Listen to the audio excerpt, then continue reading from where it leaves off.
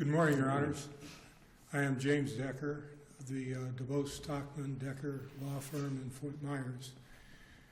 The appellants in this case are the successors to Dennis Lipford, who is now deceased, and were the plaintiffs below. The order appealed is a final judgment after trial dismissing the action to cancel a deed and quiet title to the subject property and plaintiffs. Before I go farther, may I reserve 5 minutes? The material facts of the case are as follows. Mr. Lipford was born in 1916. He was a Korean War veteran, and he married a Korean national named Nim, who lived with him and cared for him in his old age. Lipford's daughter, Barbara Watkins, took over providing care to Mr. Lipford when Nim died. She continued to do such things as pay his bills and taking care of his affairs. In September of 1997, 4 months after Nim died in May of 1997, Watkins and Connie McDonald, her best friend, picked up Mr. Lipford and took him to the Hendry County Courthouse in LaBelle for the purpose of executing a warranty deed. The facts in the case are in dispute on this, but Mr. Lipford testified that he did not know what he was signing because he was legally blind and nobody had told him what it was that he was signing. He believed the document he was signing was one to take him off title, to take his deceased wife, Nim, off the title to their property. Instead, it was a warranty deed, which he executed, and it was recorded. That deed was conveying property, which was his home, where he had lived with Nim for that time. I am correct. It maintained a life estate for him? Correct. It reserved a life estate out for Mr. Lipford. Thank you. Lipford was in and out of LaBelle after that, doing some traveling. His daughter, Barbara Watkins, died in September of 2007. The deed had been signed in 1997. When Mr. Lipford got back to LaBelle in 2007, he realized that Ms. Watkins had died before she could have paid the 2007 real estate taxes on the property. LaBelle is a small town. He called the tax collector to inquire about this and testified that it was with that phone call that he learned that 10 years earlier he had conveyed that property to Barbara Watkins. Mr. Lipford subsequently filed suit in April of 2009 to set aside that deed and to quiet title to the property in himself. He didn't survive very long after that. His deposition was taken in August of 2009, at which time he had hearing trouble, blood clots in his legs, was legally blind, was on oxygen and morphine at the day of the deposition, and was under Hope Hospice care. Mr. Lipford died in September of 2009, and the Bartons are substituted for him as co-personal representatives of his estate. This case was tried in May of 2012. A series of rulings were made by the court regarding plaintiff's counsel's efforts at trying the case, which we contend improperly impaired the evidence he sought to present and collectively deprive plaintiffs of a fair trial. Several of those items are as follows, and I have referred to all of these in our brief.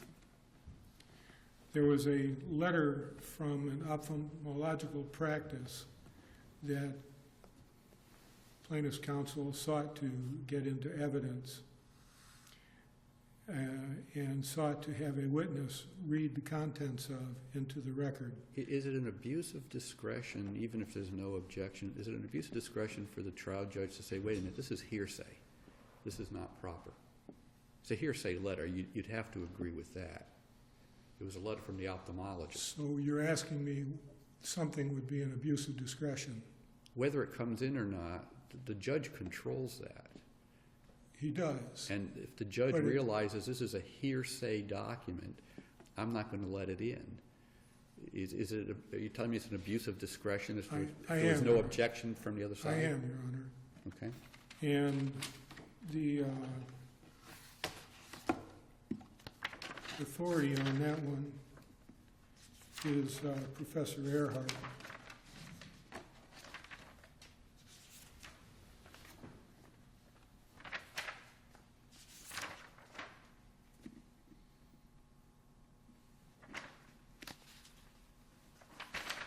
Excuse me, it's not on page 1 of the brief. But Professor Earhart spoke directly on that point at page 18 of our brief. He said, in the absence of a proper objection, the trial judge does not have an obligation to prohibit inadmissible evidence from being considered by the jury. But the judge maintains the ability to control what comes in and comes out. Well, it's his call. Okay.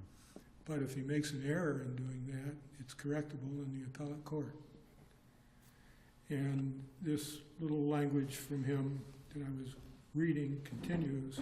Under our adversary system of trial, the burden is upon counsel to make an objection prior to a witness answering a question. Thus, objections that are not timely made are waived. Without a timely objection by counsel, there is nothing before a trial judge which requires a ruling. So the first item I think I have mentioned to the court was plaintiff's attempt to have a witness read into evidence contents of a notice from a medical provider found in the decedent's papers.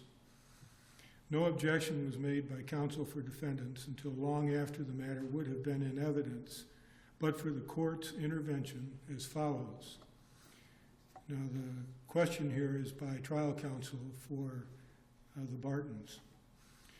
In your review of your grandparents' records, I'm going to ask you to look at what's been marked Plaintiff's Exhibit 1. Do you recognize that? Answer, yes, sir. Question, is that a document that you found in your duties as personal representative of the estate? Answer, yes, sir. And this is Curtis Barton testifying. Was there any objection at the trial when that occurred? No. Then how is the issue preserved for our review? The claim that we're making is that these series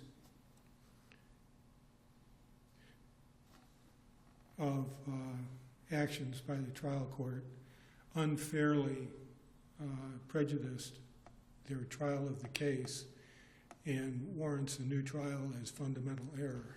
Well, but we're an error-correcting court, so the only way we can correct an error is if the error was brought to the attention of the trial judge below and the judge had a chance to address the specific error. And if no one said, Judge, you can't do that, I object, that judge didn't get a chance to address that issue, so neither can we. When we go further into this particular back and forth, you will see that there was an objection made, I believe. We're continuing on. Mr. Barton has answered the question, yes, sir, about the document being found while he is acting pursuant to his duties as PR. And then the question continues, is that maintained in the course of business of your grandfather?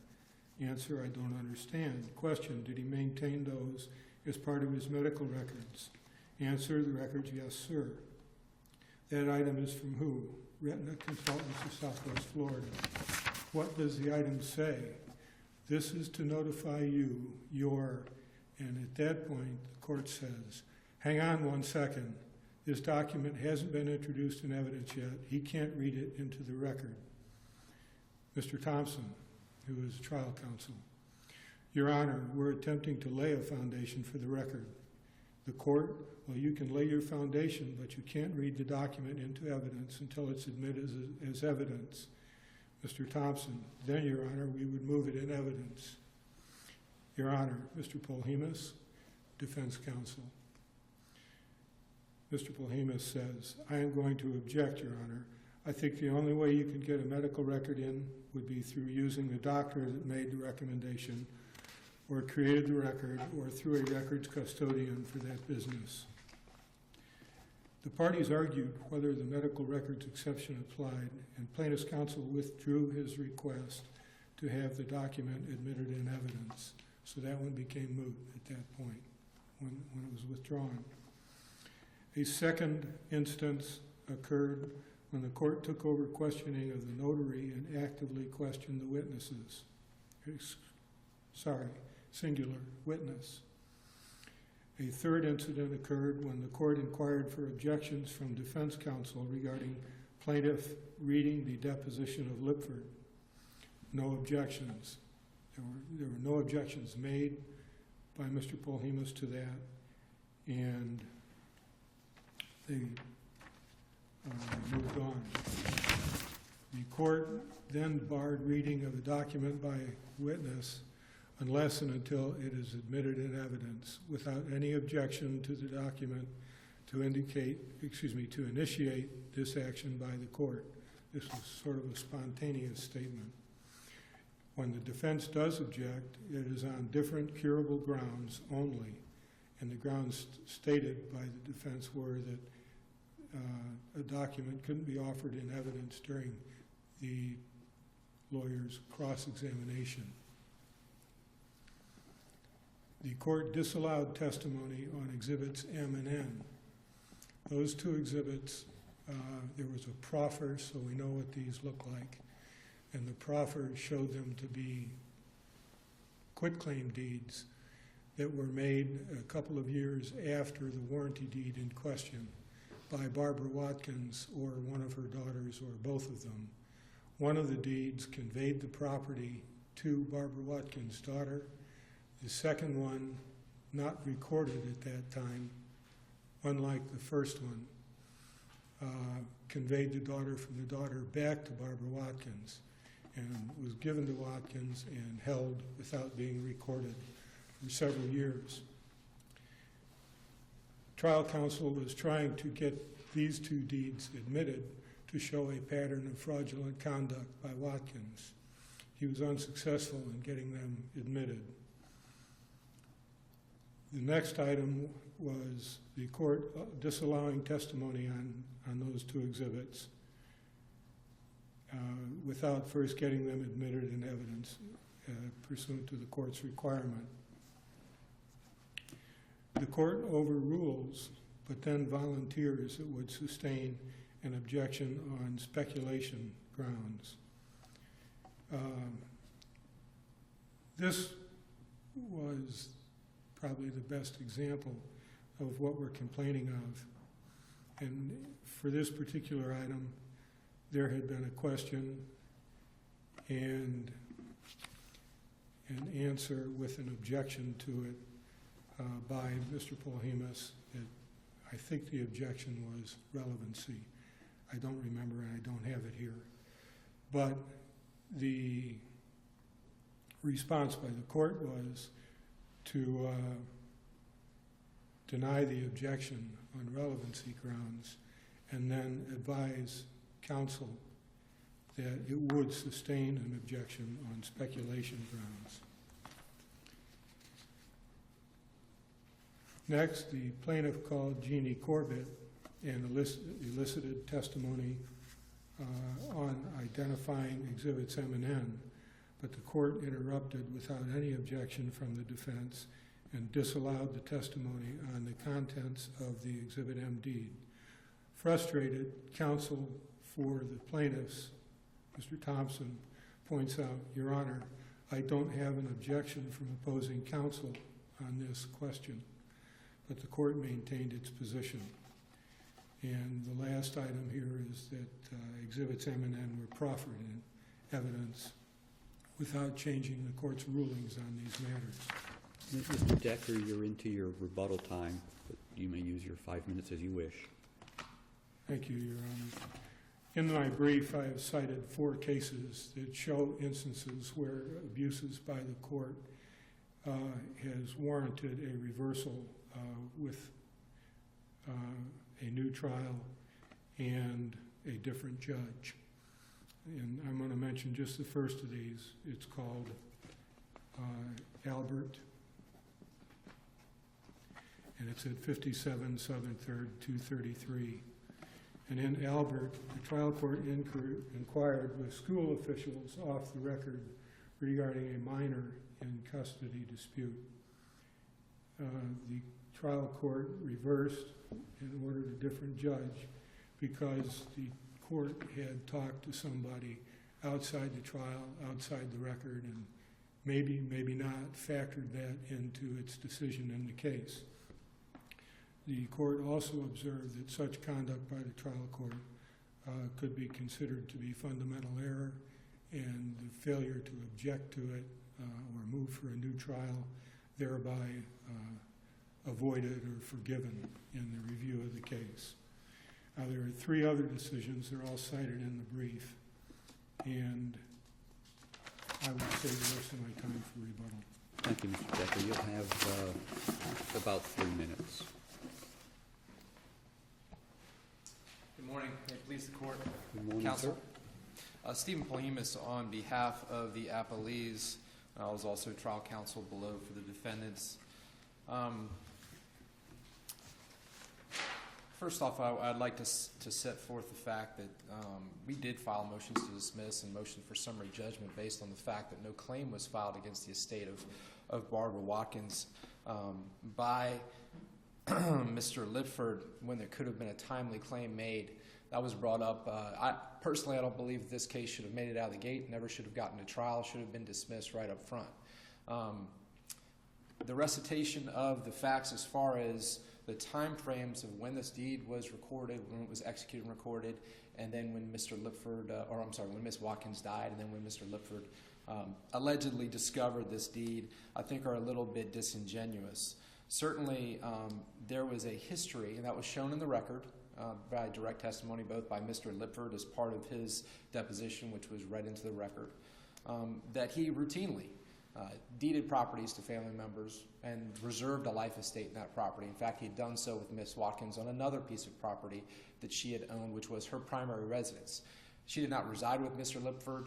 There was ample testimony that she did not provide all of his care. She was his daughter. She helped him out with certain things. He was in control of all of his finances. He was in control of all of his bills. He was at some point declared to be legally blind, however, had the use of and regularly used at some point a magnifying device to both read his bills, control his checkbook, and by all accounts, by every witness that did testify that knew him, he was very controlling over all of his finances. There are some, as far as when these things took place, the fact that Ms. Watkins died, and then approximately a year and a half later, Mr. Lipford filed this complaint, I think is important with respect to my first arguments involving Florida Statute Section 733 and the filing of a claim against an estate. Mr. Lipford obviously was aware that his daughter had died. I actually handled the estate action for Ms. Watkins, which is still open because this case has not been resolved. A notice of action was filed. No claim was made. We were under no impression that Mr. Lipford had any claim to be filed, so no specific notice of action was provided to him as far as relating to claims against the estate. Once the issue was brought up, which was right at the very beginning of the pleadings in this particular case as to the fact that a claim was never made against the estate, there are ways that you can say, well, we didn't know, ask the court for some permission to file a claim, saying that there are exigent circumstances or some other circumstances that would warrant the necessity of not complying with that statute. No such claim was ever made. None was made after the motion to dismiss was filed. None was made after the motion for summary judgment was filed. And our position is that, first off, I don't know if you're familiar with Hendry County. It's a place where we have a circuit judge, but for very brief periods of time. This is not, during the course of this case, as well as many other cases that I routinely handle out there, the case gets passed off from one judge to another. And in this particular case, it was passed at least 3, maybe 4 times. So at the initial filing stage, and then at the motion to dismiss, we had a different judge. Motion for summary judgment, we had a different judge. And ultimately, the trial, we also had a different judge. And I think there was probably 1 or 2 in between there as well. It's sort of hard to keep track because they cycle in and out. So I think those were denied because of a lack of understanding of how these probate rules relate to the civil actions. So they weren't, and that is a pretty harsh treatment of a potential claim. So I feel the court felt it was best to allow the fact finding to take place. Ultimately, when we went to trial, none of the issues complained of were preserved on appeal by the appellants below, with the exception of the court taking judicial notice of the public record. And the sole issue with that was whether the one witness, which was the second witness to the deed, could recognize her signature on the deed. The parties agreed and stipulated that these exhibits would come into evidence. At the time that we did that, we didn't realize that this was a bad copy and she would not recognize her signature. So the sole purpose of that issue was if we could provide a better copy, which the plaintiff's counsel below would not allow the court to review any other copies that either party had and wanted to use only that copy. And at that point, we made a movement for the court to take judicial notice of the public record and review the actual deed. At the time the deed was executed, Yes, sir. the record evidence before us is that the witnesses and notary who were actually present at the execution of the deed testified. Am I correct? Yes, you are. Okay. So while the position of the decedent was, I didn't know what I was signing, I was blind. I had no idea. There was evidence before the court that would indicate otherwise, correct? Yes, there was. Touch on that. There was evidence as part of, and there were specific findings in the final judgment made by the trial court with reference to the deposition of Mr. Lifford, where at first he denied knowing about the deed, and then he sort of gave in and said, well, I guess I did know. Okay. In essence, there's 2 witnesses and a notary. As the court is aware, the deed only requires a notary and 1 witness because the notary can act as the other witness. So the fact that this 1 witness to the deed may be discounted does not in and of itself invalidate that deed either. So I don't think we can go to that point as far as cancellation of the deed. There's been no allegation as to invalidity because of the execution of the deed, with the exception of at the trial court level, counsel for plaintiff was trying to argue that they should have known he was blind, somebody should have read the deed to him, or understood, had him Was there understand. some dialogue between the witnesses and the notary and the decedent about what the deed was about? There was not. Okay. And ultimately, there was a lot of questioning as to the notary and both witnesses as to what that dialogue was. And of course, the deed was executed, I believe, at the property appraiser's office in Hendry County. Everybody, the clerk's office, property appraiser, of course, are all notaries, so that if people bring deeds in, which they routinely do, that they draft themselves, that somebody can be there and properly notarize and witness them so that they can be executed and recorded without the necessity of needing an attorney or title company or something like this. Of course, since these happen so routinely and so often, unless there was something of significance during the course of the transaction, the witnesses and the notary are not going to remember. And that's what happened in this particular case as well. And there was a lot of questioning, you can see it in the record, as to if there was anything unusual about the transaction, if they noticed anything in particular about Mr. Lipford, if they knew Mr. Lipford or any of the witnesses or anything like that. And there was no indication that any of the witnesses remembered really anything about the transaction other than the fact that they recognized their signature on the deed and they in fact must have witnessed it. And at that period of time they worked at the property appraiser's office. But his position was in the lawsuit and I guess in his deposition before he passed away, is I didn't know what I was signing. I thought I was signing something else. I thought I was taking Ms. Nim, I think her name was, off the deed or words to that effect. Is that correct? That has been alleged. I don't think that was proven. Well, what's the proof to the contrary? The proof to the contrary was that he routinely executed deeds of this sort and was in control of what he did. The third witness, which was friends with Miss Watkins, said that they talked about the deed and what was going on during the course of the very brief car ride from his home to the courthouse, which is maybe a mile away, and that the purpose was to execute this deed. So there was conversation. There was. With him. Yes. Before he signed this deed about what this deed was about. Right. Now, Is that the only witness? that was the only one that testified about that. Well, that's the only thing I want to know about is what's in our record. I don't want. Okay, You know, I don't now I can explain why. First off, the two witnesses and the notary to the deed, of course, didn't remember anything. So if there was any discussion about it, or I would think if they had noticed he was blind, and that's what I questioned the witnesses and the notary about. If you noticed something was unusual, wouldn't you have made inquiry? Of course, the answer was yes. That's the requirement as a notary. And since they were all notaries, it sort of elevated them to where they everybody in LaBelle know everybody else? Well, to some degree, I guess. But I mean, isn't he known? I mean, I don't believe so. okay. I just thought being a small town, everybody kind of knew about everybody's business. Well, it's not as small as it used to be, perhaps. It's smaller than Tampa, I think, though. Isn't it? A little bit. We have one or two tall buildings, that's it. But the other issue would be that the only other person that was there that could have testified about it, other than the third witness, was Miss Watkins, who is also deceased, or Mr. Lipford, who is also deceased. So it put us in a very difficult position where pretty much everyone that could have testified about what the party's intent were or what took place in the car ride or any of those things were deceased, with the exception of that third witness. She had some recollection of what took place, but not a verbatim recollection, because it had been, at the time of trial, probably close to 15 years that this had taken place prior to the date of trial and prior to her testimony. Her deposition was never taken, as well as the deposition of some of the other witnesses. And I don't think that would have added anything to the court's inquiry or to our inquiry anyway, because it was sort of a non-event. Nobody thought that there was anything wrong with Mr. Lipford as far as his ability to know what he was doing.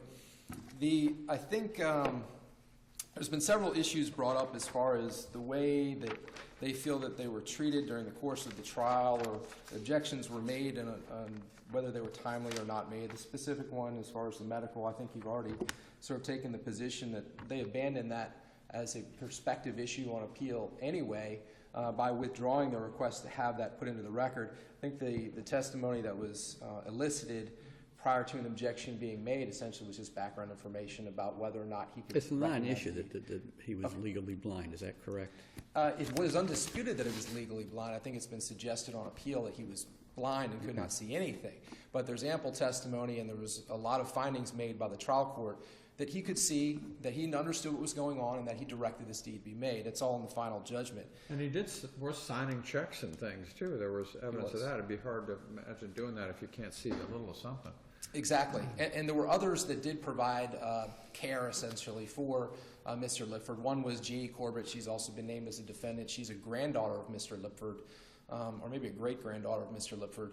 And her testimony was essentially that, I helped him. I brought him to the grocery store. I brought him to doctor's appointments because he couldn't drive. But other than that, he handled his affairs. He read his mail. He knew what he was doing. I wasn't allowed to sign any checks. I wasn't allowed to do any of his financial dealings. He was doing all of this. So I think the court found, and there's been some argument about which burden should have been used, and I think in the end, the court made ample findings no matter what burden should have been used or what law should have been applied, that ultimately there was no undue influence. In this particular case, and this is kind of difficult, I've alleged this or argued this in my brief, this law, I think, is probably not the best. We have plenty of those that we deal with all the time. We wrestle with how these procedurally work, how they legally work, and I think this is one of them. Because they use the will contest statute and as an inter vivos transfer, this somehow applies. Procedurally, that doesn't make logical sense, though. In a will contest statute, typically the beneficiary or personal representative files the will or files a probate, and then a contestant can file some type of claim or contest to the will. Then there's a burden where they have to show that it was a valid will, and then there was a contest as to whether there's a confidential relationship, and then there's a showing based upon that. In this particular case, this is a deed. Procedurally, it doesn't really make a lot of sense as far as they have to make, as far as the proponent or contest of the deed, has to make a showing that there's some sort of confidential relationship, and then the burden shifts. However, during the process of a trial, of course, there isn't this sole issue tried, and then it moves to the next issue. The entire issue is tried on the plaintiff's side of the case, and then the defense presents all of their witnesses and testimony. So I think it's disingenuous to argue, or as it's been set forth in the brief, that at the time, basically at halftime, when they rested their case, that the court found that there was a confidential relationship, because at that point, the defense was not permitted to present witnesses of its own as to the issue of confidential relationship. The court ultimately did find that based upon the testimony of those witnesses presented by the defense, that there was no confidential relationship, that there was no undue influence, and that there was no merit to the plaintiff's claim. And we would ask that you affirm the ruling of the trial court. Do you have any other questions? Thank you, Mr. Plamus. Thank you. Mr. Decker, you have 3 minutes for rebuttal, sir. Thank you, Your Honor. One thing I didn't touch on in my argument in chief, the law applicable to this case. Mr. Polhemus mentioned that. The law was changed in 2002, and subsequent to that, the showings that need to be made are changed a little bit. But in 2002, the provision in the law that the presumption would vanish upon proving a satisfactory reason for the matter was eliminated, and once there is undue influence, once the undue influence presumption is made by the court, then that stays with the case until it's concluded. It does not resolve upon submission of satisfactory evidence showing the reason for the contact or dealing with the plaintiff. Excuse me, I'm doing a terrible job on that.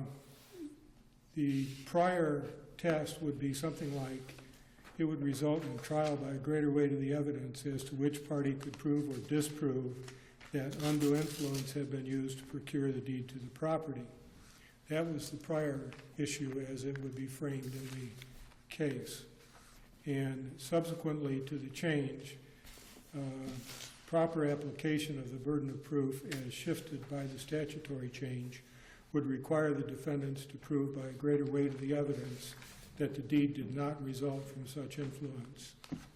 So the court is well aware of Carpenter and the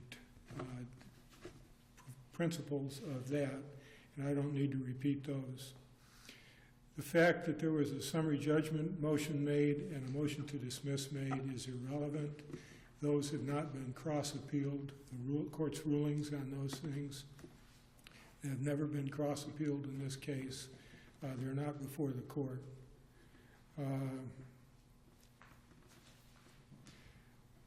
There is some suggestion that Mr. Lipford wrote this deed, signed the deed, as a matter of estate planning and conveying the property to whom he wanted to convey it. Well, the rest of the information on estate planning in this instance is that he had already deeded property to Barbara Watkins, other than the property which is the subject of this case, as he had deeded it to other deeded similar properties to others of the family. So he did not need to deed this property to Watkins to ensure that she had her legacy. Okay. You're going to have to start wrapping it up, Mr. Decker. All right, sir.